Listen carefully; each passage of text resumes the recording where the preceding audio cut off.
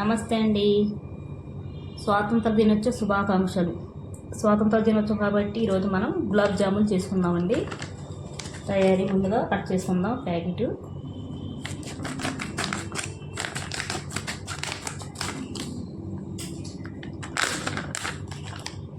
MTR gulab.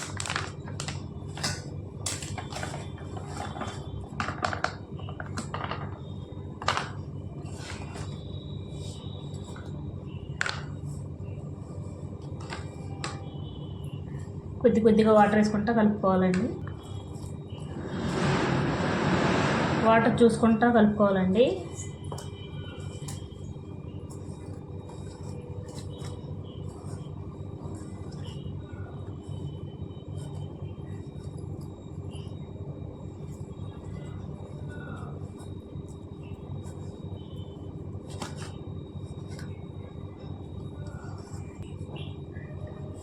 చూడండి, ఇలా కలుపుకొని 10 నిమిషాలు నానబెట్టుకోవాలండి. తర్వాత చూద్దాం.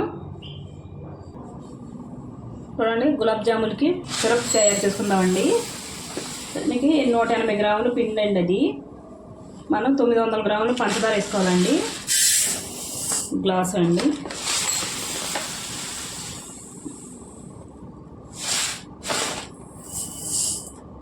రెండు గ్లాసులు అండి. 2 గ్లాసుల మీద పావు అండి. అంతే వాటర్ వేసుకోవాలండి. చూడండి, గ్లాస్ నీళ్ళండి. ఇంకో గ్లాస్ వేసుకోవాలండి.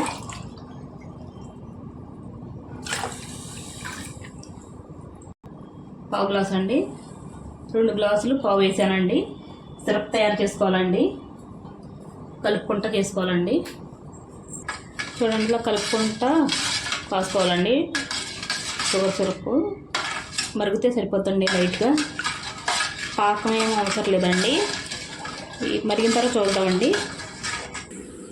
చూడండి, మరుగుతుందండి. ఇప్పుడు యాలకుల పౌడర్ వేసుకోవాలండి. కట్టేసుకోవాలండి స్టవ్. ఇది కలుపుకొని పక్కన పెట్టుకుందామండి. చూడండి, 10 నిమిషాలు నానిందండి. రోడ్లు చేసుకోవాలండి. చిన్న చిన్నవి చేతికి ఆయిల్ రాసుకోవాలండి.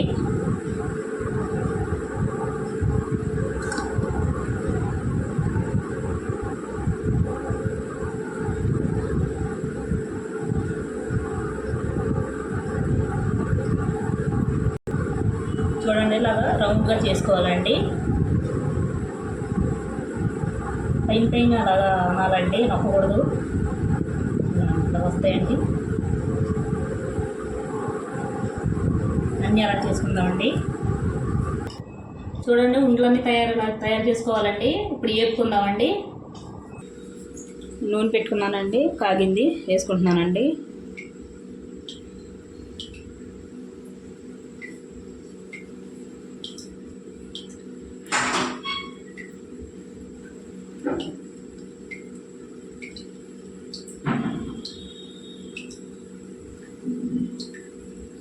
ఎర్రగా వేపుకోవాలండి.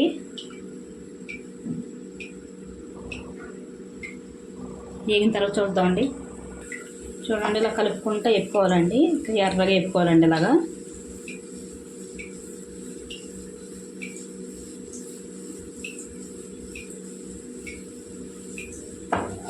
వేపుకొని తీసేసుకోవాలండి. చూడండి, ఇలా ఎర్రగా వేపుకోవాలండి. తీసేస్తున్నానండి.